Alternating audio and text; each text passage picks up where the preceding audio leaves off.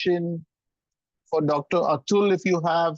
Otherwise, he'll be gone now sometime quickly. Yeah. Any questions? Yeah, go ahead.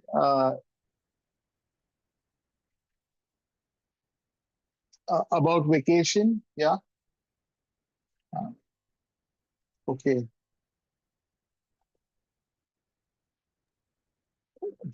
Yeah. If I may Yeah. ask Yeah. Dr. Yeah. Atul, the screen time issue is a major issue for most parents. We haven't talked about that at all.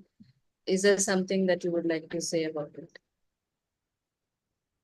Yes, screen time is a major issue for parents also. Yeah. So, so in that sense, as I was saying that we cannot possibly teach what we do not know, or we cannot demonstrate, sorry, what we are ourselves not practicing. So there is, of course, the good side of technology, and we need to learn how to use technology for doing things.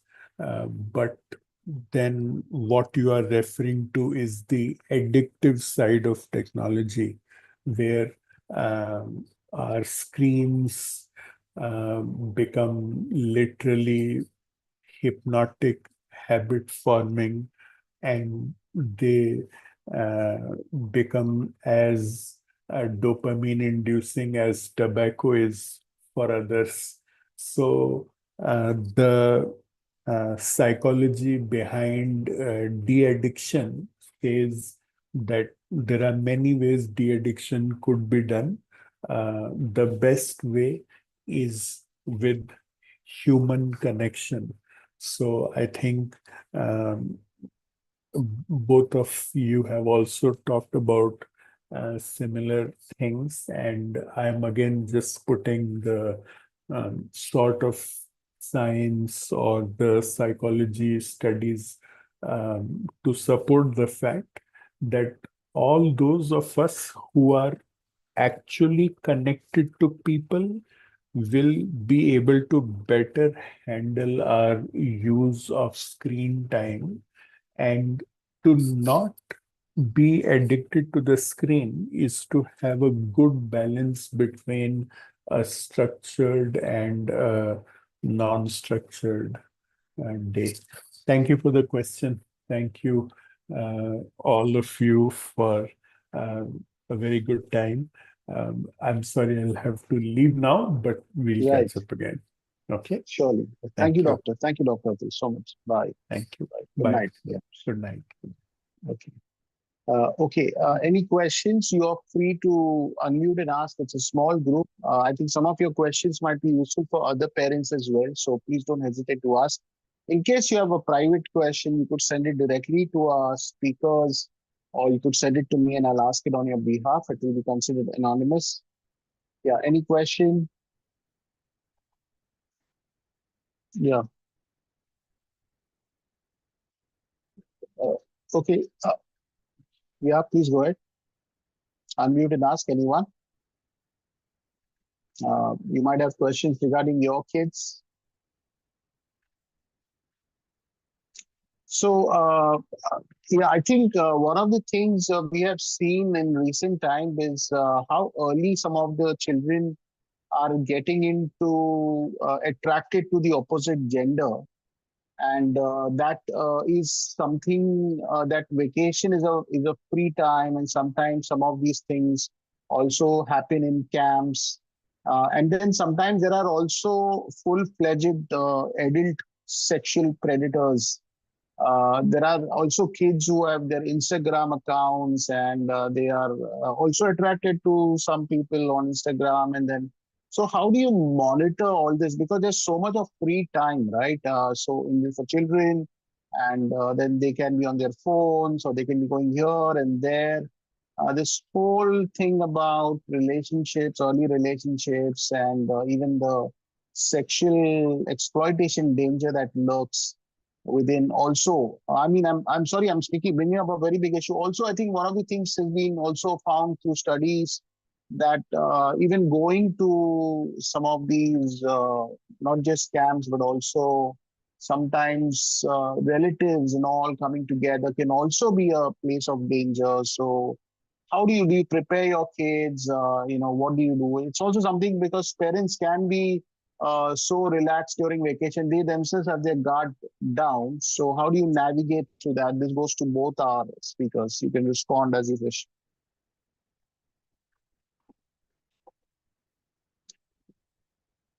Well, when it comes to an organized effort of this local church, uh, we need to screen the people who would come alongside and help. Whether it's a volunteer who is giving a drink to the child, or a volunteer who is doing the activities, or for that matter, even someone who is able to come and teach. In my observation, when we put the policy of the project before everyone who is involved in it, the chances of anybody taking liberty is least. But when there is no policy put in place, and there is a free hand for anyone who takes the liberty of treating it as an opportunity, they prove their predatorship. Now, I would say the children's predators are not just the male, it's also the females. And before we enroll any volunteer to work with us alongside the children, it is good to have a good reference from at least 3 people regarding the person's background, their skills, and their ability to be seen as a Christian witness to the church at large. Now, this is one way we avoid anybody coming and taking liberty with our children in a very innocent way, or as an opportunist. The next thing that you see is when children are meeting up with a large family with a good number of cousins. It is seen sometimes the teenage kids want to be together, and they gently make sure that they are free from the view of their parents, their uncles, aunties, and that is where you need to be very careful as to what are they up to.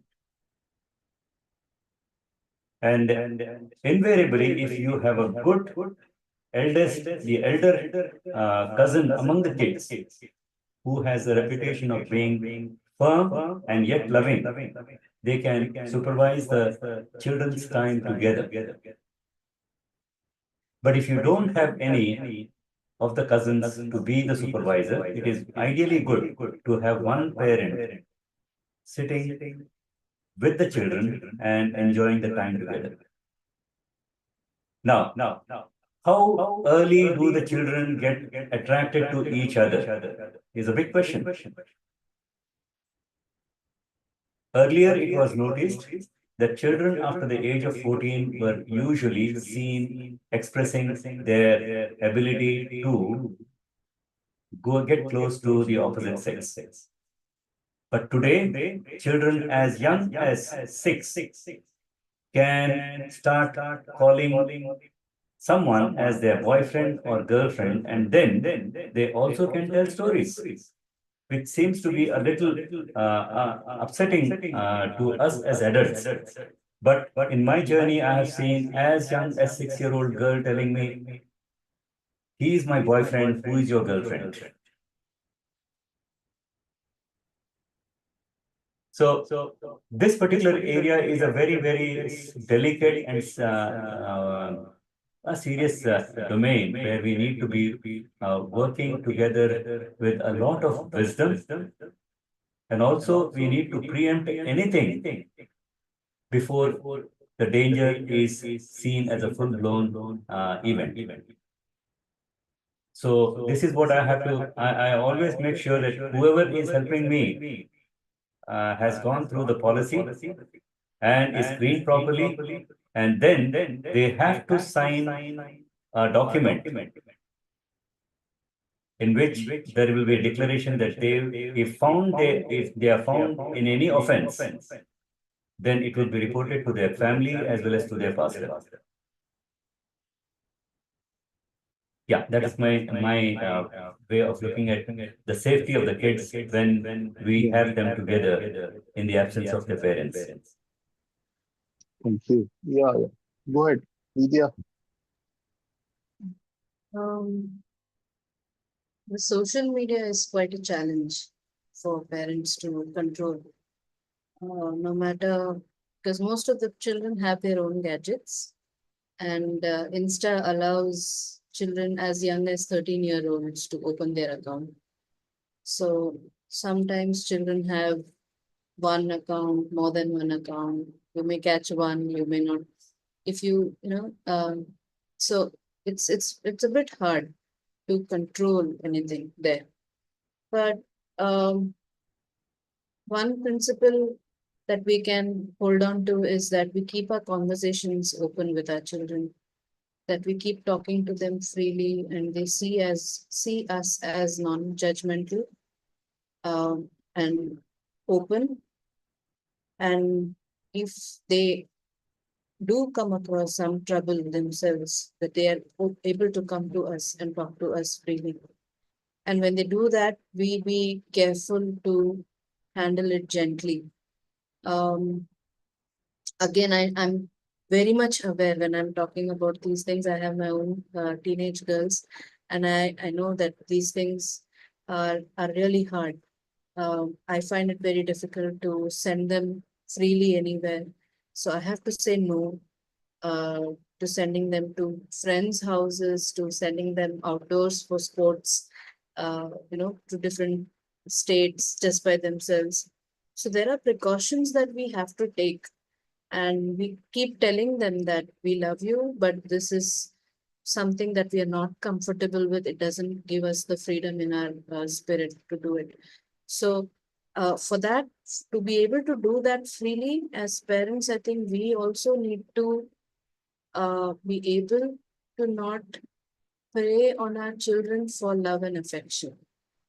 If we can have that um, holy detachment from them, where you're loving them, but you're not uh, needing their love for you, then you will be able to discipline them in a way that is beneficial and helpful for the children. And they also know that they cannot manipulate you. But like Dr. Atul was saying, that when we have relationships, friendships other than the ones we have on the Insta, only then we'll be able to safely pull them away from Insta. Because for children these days, it's different. Insta is where they meet as friends, not just predators, but even their own friends. They keep connected in the Insta. So when you say no more Insta, then it's like you're pulling them away from their friends. That can feel really painful. So unless we have a support system that can substitute for this, we will not be able to. They'll get their way around, and they'll find a way to get back to that uh, to the account, or keep boundaries. Say that I should be able to see everything that's there on the chat. I should be able to log in, log out into your Insta account. If that is okay with the child, then then allow for it. Uh, that kind of a to and fro openness should be there among the parents and the children. Then it is possible to, because you cannot just pull them out. Sometimes it's hard. It's very hard for the child. We've heard of news reports where parent took the phone away, or child just committed suicide, because that's how hard it hits the child. That's the only place where they find belonging and love and affection. That shouldn't be in our families. That shouldn't be the case. Mhm. Still, we will err. There will be blunders, mistakes. It's okay. Be gracious with yourself. Thank you. I think from the audience also, if anybody has any views to share regarding this, feel free quickly. Yeah. I think one of the concern also brought out by Brother Prabhu was about, earlier about some of the kids, have gone through bullying secretly in their schools. And, and often their communication line with their parents is not open, or they may have been sexually abused also by their friends or someone. And but I mean, as you might say, they are searching for love probably on Instagram or acceptance, which should actually be start from home.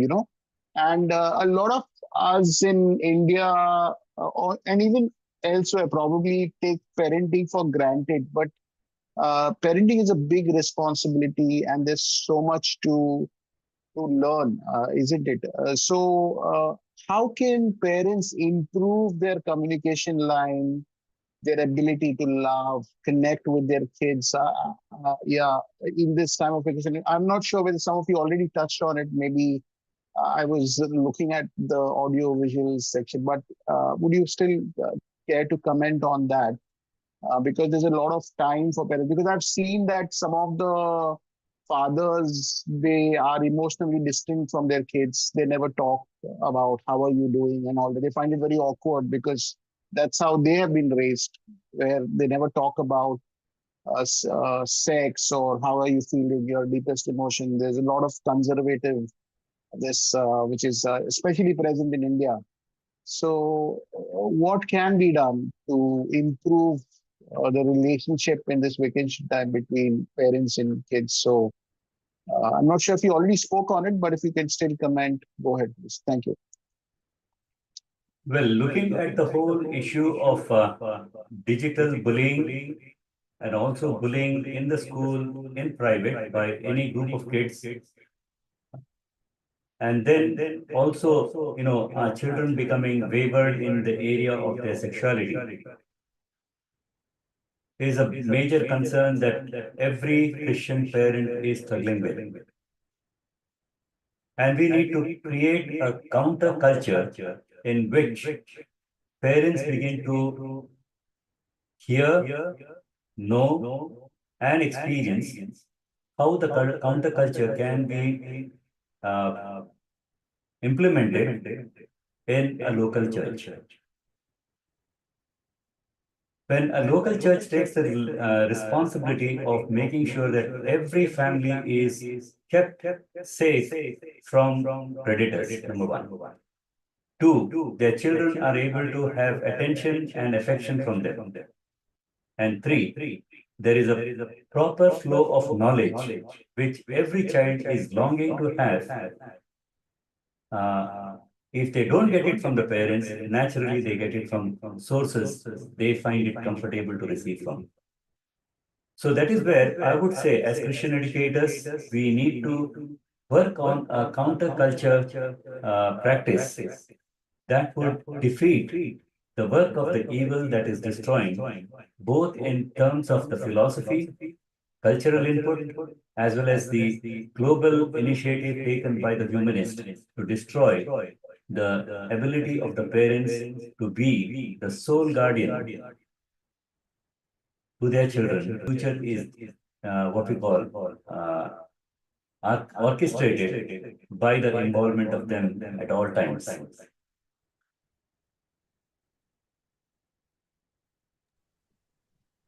Yeah. Okay. I think that's Dr. Joshi is done. Lydia, any comment? Yeah.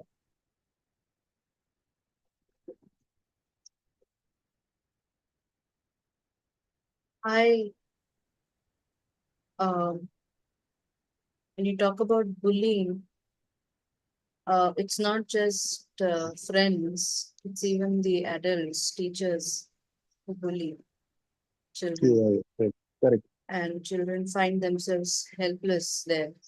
Parents find themselves helpless there because they can't, no matter how much they take a stand for their children, it doesn't work. Um, in I think I may sound very simplistic about it, but it's not, it's nothing but nothing simplistic. There's nothing so simplistic about this, where children get attracted and struggle with their attractions and fall into relationships. Uh, the only thing I can say is that keep your conversations open with your children. We cannot, as parents, we cannot protect them at all times. We have our limitations as parents. We cannot stop them. We cannot, no matter what we do, if their um, intentions are to do something, as sinful as we human beings are, they will find a way to do it. But can we as parents be there for our children no matter what? I think that is all that we as parents can do. We can put guardrails, we can teach them the right thing, we can love them all with all our hearts. There are families where that may be deficient, but and children may fall into it, but there will be families where love is in abundance in the family among parents and children, and yet children may fall into wrong relations. I think be above and beyond all of that can be as parents uh, be there for our children no matter what is what goes the long way, because when children see that, that is what draws them to the father heart of God, and that will always be invitational for them to the father heart of God. We cannot do that for them. We cannot do that for them. We cannot make that choice for them. So we have our limitations and we need to know that. But to having said that, I would just add one thing which you pointed out about fathers not being able to connect. Mothers also find it difficult. We take it for granted that mothers connect easily, but that is not the case. Mothers also can find it hard to connect. And I believe that playing helps. If you want to get one way of doing it, playing helps. So intentionally, and that happens mainly with parents who are burnt out and stressed out over the work and the anxieties of their job and life. So playing helps. That is one way in which we can kind of overcome that disinterest towards our children that we may have as parents, both mothers and fathers. Goes for both. Well, I'm happy that Lydia has brought struck a very, very delicate chord. I would just like to add one little experience of me as a parent, uh, helping my children not to have an argument with me. It's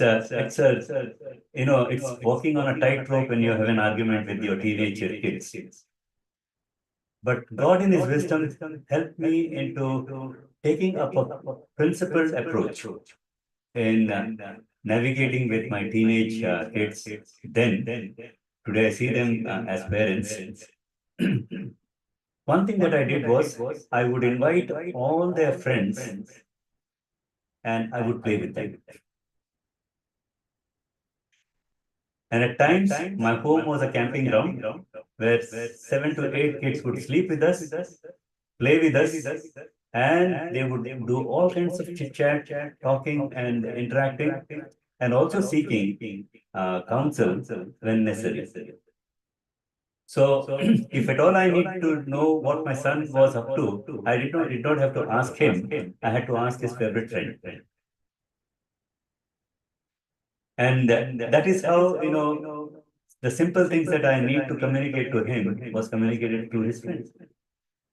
Same thing with my daughter's friends.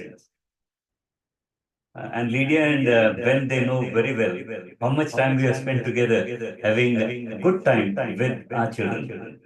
So becoming a friend to your children is also a gift to safeguarding our children from getting what we call abused or misused. Thank you. Yeah. Any quick question, anyone? Reflection, yeah. I'd heard some saying, probably, or a title of the book. The parents will save their children from the whole world, but who will save the children from their parents? So, yeah, it is. Is it true that this is also comes from our senior citizens group? Is it true that sometimes it's important for parents to ask their children, "Did I hurt you somewhere? Are you angry with me?" Is that asking for forgiveness, being humble, very important to open communication lines? Now that the vacation is there, you have time to talk. And is it important for parents to be humble and do that? Any comment on that? Absolutely. I would say absolutely. We can be very toxic parents because we have power over them. And unless and until we are in tune with the Spirit of God and continuously aligning ourselves to the Spirit of God, we will keep hurting and feel that we are right in doing so. But a lot of sorries need to go from us. A lot of sorries, lot of asking forgiveness, lot of I love you very much. I'm sorry I did this. I seek your forgiveness. Not just saying sorry, but I want, can you please forgive me? Oh man, that's yeah. Children are good teachers for us. They bring us back to God in ways only they can. Yeah, Dr. Joshi? Well, when our ability to be with the children unconditionally is the best door through which the children share their struggle as well as their pain with the parents. And at times, when we are preoccupied and not willing to go that one extra mile of being with them, not doing anything, but being with them, that is where we begin to close the door for them to share with us. So, maintaining a good communication style and skill in the family defeats a lot of what we call rebellion, as well as a state of holding each other in contempt. So the best way is each of us have to learn to communicate well, number one. And number two, when we are communicating, we need to be willing to say, yes, I didn't know, and I need to know. And when we know it from our children, they feel so elated and they want to share something what they have with them to be part of us. So keeping the communication lines clear and healthy is the source of great family life. Thank you so much. I remember one of the father shared how his young daughter would come from college and not even look at him and walk inside, and it used to hurt him so much. Till one day he kind of sobbed and asked her, that why are you ignoring me? And I need you. I need you. So I think it's so important for parents to become children and be vulnerable in front of their kids, and just love them, and even tell them that they need their love and assurance. So it's so important. Yeah. So anyway, I think thank you so much. This was a wonderful session and a very wonderful Q&A. Okay, I think there's something that's coming right now. If we say sorry every time, will children not think they are right? So No, they will not think we are right. They are right. In fact, they will think that we are human. And when we make mistakes, we are honest to seek forgiveness. And that's what we want them to learn as well. Yeah, they will not think that they are right. And it's okay, because if they are right and we are acknowledging that we are wrong, that's honesty. That's just building honesty between us and our children. That's where we keep our communication lines clear, as Joshinkar said. Yeah. It doesn't hurt. Okay. Any other question? Yeah.